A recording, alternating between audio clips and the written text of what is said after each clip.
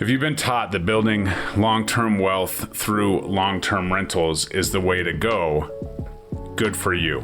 That is where I sit. I absolutely love the fact that I have cash flowing rentals, long-term rentals, but I'm also very aware that I was able to finance those in record low interest rates because of, coming off the pandemic and all of that.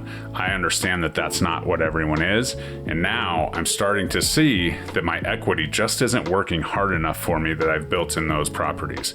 So we're going to dive into a strategy that I'm taking the bull by the horns and going to absolutely dive into, that I want to share with you, and a mindset shift.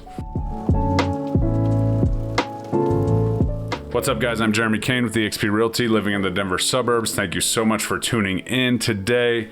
If you need anything at all, you know me. I'm here to help. I've helped people just like you build wealth through real estate, whether that's buying their first home, buying their first investment home, buying their sixth investment home. All of those things, I've helped people just like you make those changes, make those decisions in their life, and turns out I'm pretty good at real estate. So if you have any of those needs, please reach out, DM, call me. All the information's below. But let's dive into this piece. First and foremost, the set it and forget it rental income is not necessarily that. We have tenants, termites, and toilets, not so much termites in Colorado, but we do also have other things that happen in homes.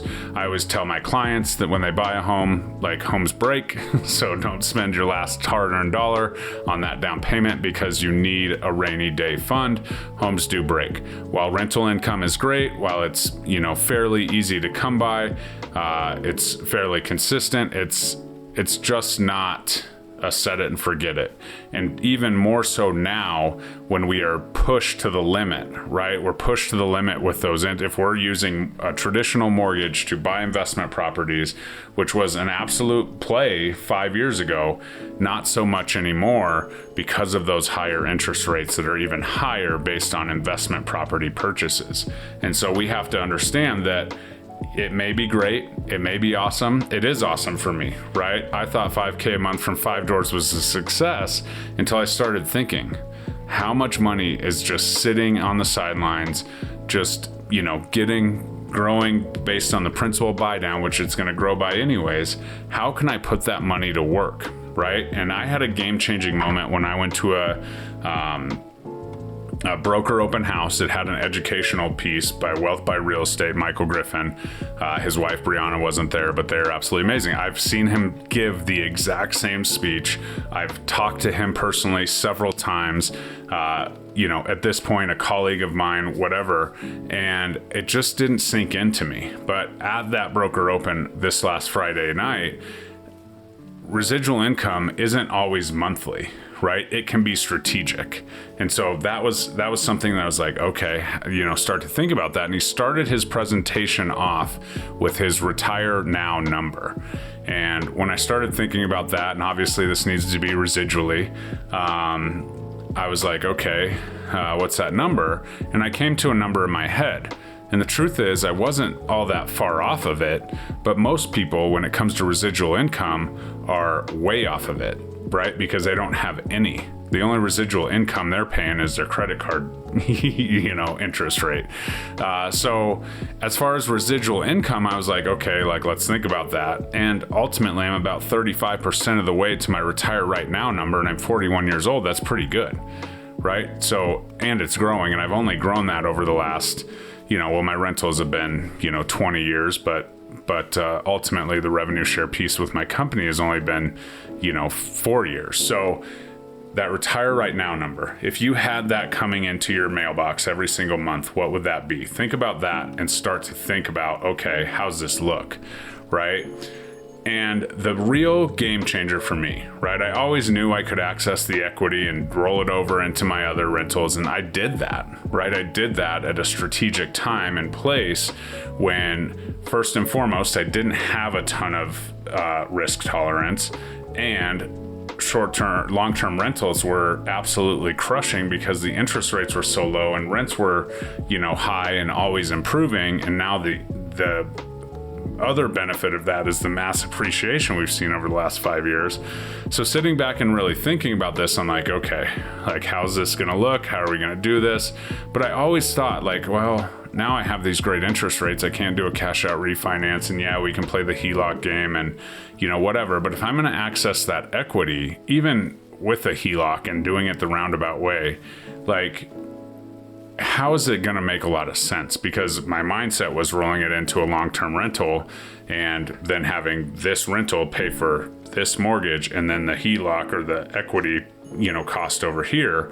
And that, ultimately just pushes down your cash flow or your break-even point even further. And so I was like, okay, but he started talking about short-term rentals and flipping and using that money for short-term money, right? If you're going to do a flip or you're going to do this, you can use that money, the equity that you're accessing, and put it in. You could get hard money. You could, pay cash with the equity that you're using for this property, flip it, improve it, make it better, sell it, but then you need to return that cash, right? You need to put it back into the property that it came from. And ultimately, this started to make a lot of sense for me when I was like, oh, if I'm going to access that equity, it needs to be for short term instead of long term. So then we start going down the idea of short-term renting, which has nothing to do with the short-term money borrowing here, but it is another strategy that people are utilizing, and Michael and his wife utilize as well. And it was really interesting to hear kind of their concept.